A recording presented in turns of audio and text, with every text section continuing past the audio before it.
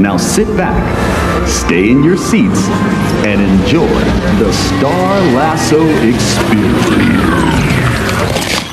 Welcome to Watch Mojo, and today we're counting down our picks for the top 10 best movies of 2022. This isn't you! This is me!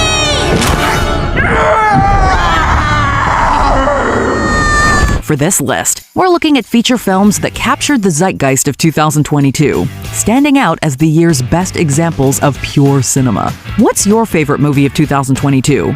Let us know. They came from the water. They had superhuman strength. He's coming for the surface world.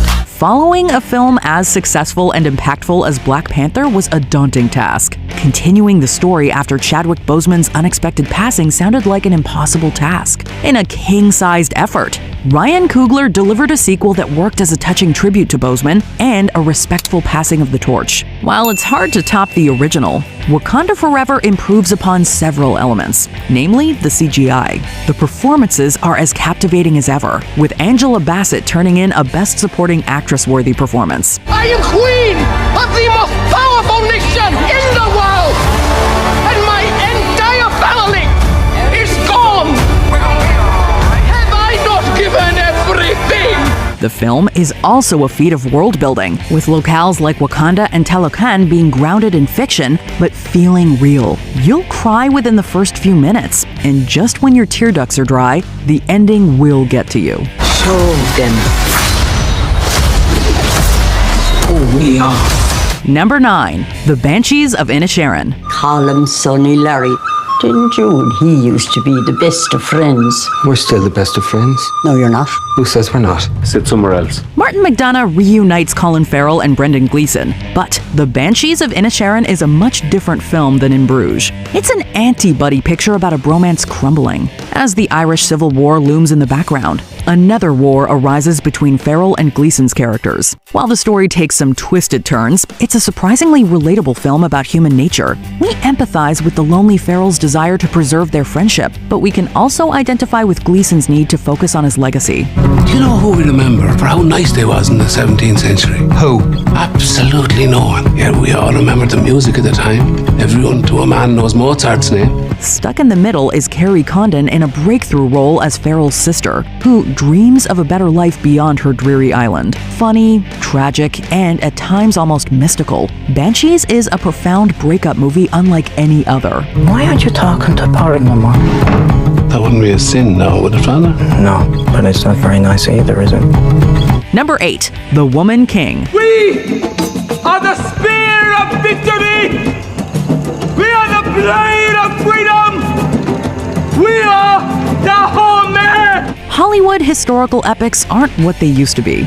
The Woman King takes us back to a bygone era of rousing battles and almost Shakespearean drama, but with a few progressive twists. Viola Davis is such a commanding screen presence that it's a wonder why she hasn't played more action heroines. It's difficult to imagine anyone other than Davis starring as General Nanisca, who leads an equally fierce ensemble that includes the charismatic Lashana Lynch and relative newcomer Tuso Mbedu. But you don't know where you're going. We need smart warriors. The dumb ones die quickly. I'm not dumb. Then show me. With her debut film over 20 years ago, Love and Basketball, director Gina Prince Bythewood sought to normalize seeing women in athletic roles. The Woman King pulls off a similar feat, but on a grander scale, showing women everywhere there's a warrior and leader within. To the victor!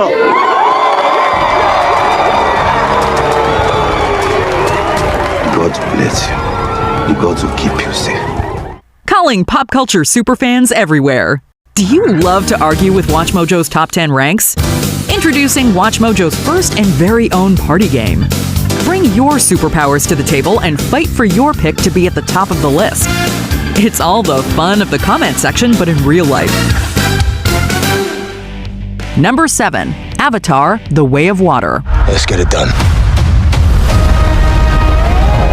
Avatar was an experience that many thought James Cameron wouldn't be able to replicate. It took 13 years, but Cameron has done it again with a sequel that'll have you in awe from the first frame and sustain that wonderment for the next 3 hours. Once again, the story is familiar, but we'd argue that The Way of Water is stronger on a character level, with welcome additions like Sigourney Weaver's Kiri and Zoe Saldana giving one of her most emotional performances. This is our home! I need you with me. And I need you to be strong. Cameron excels in the visual storytelling department, taking us to new parts of Pandora that are atmospheric, layered, and jaw-droppingly gorgeous. The action sequences are also among Cameron's best, the climax being a triumph of cinema. 3 more sequels? Yep, we're in. The Way of Water connects all things. Before your birth, and after your death. Number 6, The Batman. The city's angry. Scarred. Like me. There are several live-action Batman movies, but Matt Reeves' interpretation stands out for an assortment of reasons. It's arguably the first to feel like a genuine detective movie. We can't think of a superior villain to challenge Batman's detective skills than the Riddler, who has never felt more menacing or grounded thanks to Paul Dano. You showed me what was possible. You showed me all it takes is fear and a little focused violence. You inspired me. Out of your goddamn mind. Colin Farrell's Penguin and Zoe Kravitz's Catwoman are also among the best versions we've seen of those classic characters. The story belongs to Robert Pattinson's Batman, though. When we say that, we mean that Bruce Wayne largely takes a backseat to his alter ego. It goes to show that Bruce is the true mask, in a story that sees a young Batman decide what kind of hero he wants to be. I have to become more. People need hope. Number 5, The Fabelmans. You dismiss what he does. It's playful or imaginative. You could afford to be a little encouraging. The Fabelmans might not be Steven Spielberg's absolute best movie, but it is his most personal. And for anyone who's grown up watching Spielberg's films, this family drama is bound to be a deeply personal experience as well. Between Michelle Williams' angelic mother figure and Paul Dano's more practical father figure, we receive a better understanding of how Spielberg became the filmmaker he is today. I'm asking you to do this now for your mom. Yeah, and I said that I will, just not tomorrow. Don't be selfish. She just lost her mother.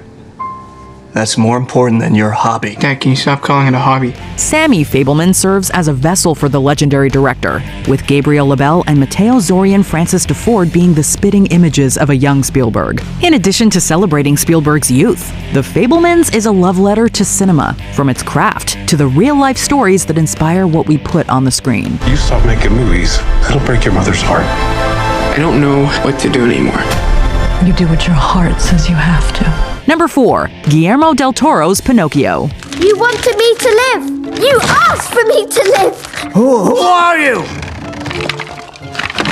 My name is Pinocchio! The latest version of Pinocchio opens by telling us that this isn't the story we think we know. Yeah, we've heard that one before, but Del Toro's take on the classic story is not only unique, but arguably the first to rival the Disney classic. The decision to tell this tale through stunning stop-motion animation was brilliant on multiple levels. Of course, Pinocchio himself is a puppet, but the same can be said about many others in Benito Mussolini's Italy. Our country comes first. This boy cannot be killed. He's the ideal soldier. This approach amounts to a fresh story about individuality while still maintaining the core messages about showing others empathy. It's a film as much for adults, with themes of parenthood, mortality, and personal growth tying in perfectly with the story we thought we knew. I'm a star, Papa! A star! They love me! They accept me! Number 3, Triple R.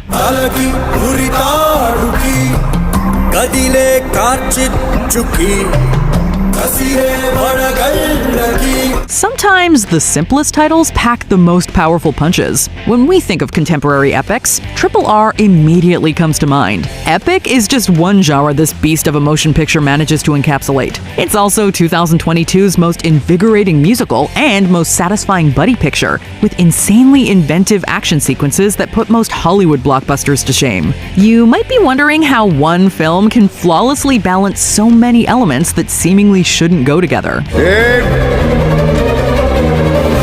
Shoot! Simply put, it's an experience you need to see to believe. Director S.S. Rajamouli had already produced some of India's most successful films. Still, he outdid himself with this Herculean effort that will have you rising, roaring, and revolting against more conventional entertainment.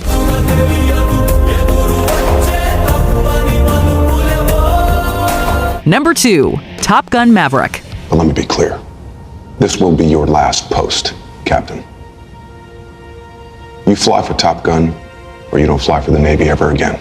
Even in an era of nostalgia, there's always a risk in resurrecting a decades-old franchise like Top Gun, especially with the pandemic forcing audiences to be more selective. Although Maverick was flooded with streaming offers, Tom Cruise insisted that the long-awaited sequel be reserved for the big screen.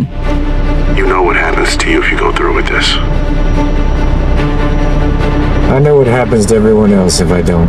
This gamble paid off in spades, becoming Paramount's biggest movie domestically and Cruise's highest-grossing film worldwide. With spectacular action that places you right in the cockpit, this wasn't just a movie you needed to see on the largest screen possible. It was an experience that required second and even third viewings. It's the kind of summer blockbuster that Hollywood just doesn't seem to produce anymore. With any luck, though, perhaps more studios will follow director Joseph Kosinski's example. This isn't a joke. I asked you a question. I'm where I belong, sir. Before we unveil our top pick, here are some honorable mentions. Barbarian, the year's most surprising, unsettling, and occasionally hilarious horror offering. Keith.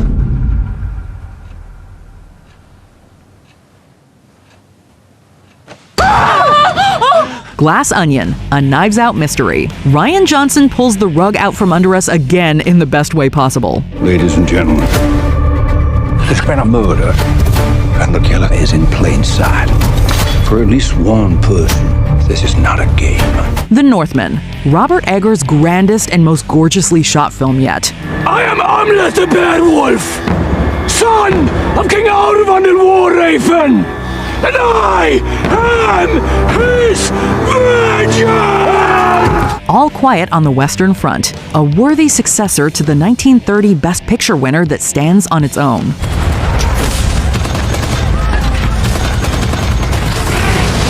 Babylon, Singing in the Rain meets Boogie Nights makes for an exhilarating time. I've never done nothing except disappoint people my whole life. But I made it on my terms, not theirs. Number 1, Everything Everywhere All at Once. Evelyn, what are you doing? I'm learning to fight like you. Everything Everywhere All at Once is something of a miracle by modern standards. A film that's funny, touching, heart-racing, visually ambitious, philosophically stimulating, and boldly original. To top it all off, audiences sought the film out almost through word of mouth alone, making back almost 4 times its $25 million budget. The exceptional ensemble includes a career best performance from the legendary Michelle Yeoh, a comeback from Ke Huy Quan, and a star-making turn from Stephanie Hsu. Right is a tiny box invented by people who are afraid. And I know what it feels like to be trapped inside that box. In more ways than one, the film is the equivalent of an everything bagel. It's topped with everything a true cinema-goer could ask for. It is possible to have too much of a good thing, but the Daniels knew exactly how much to bite off with this tour de force. Hey, you said I was the wrong one. What you did back there, it changed my mind. You were incredible. Did you enjoy this video?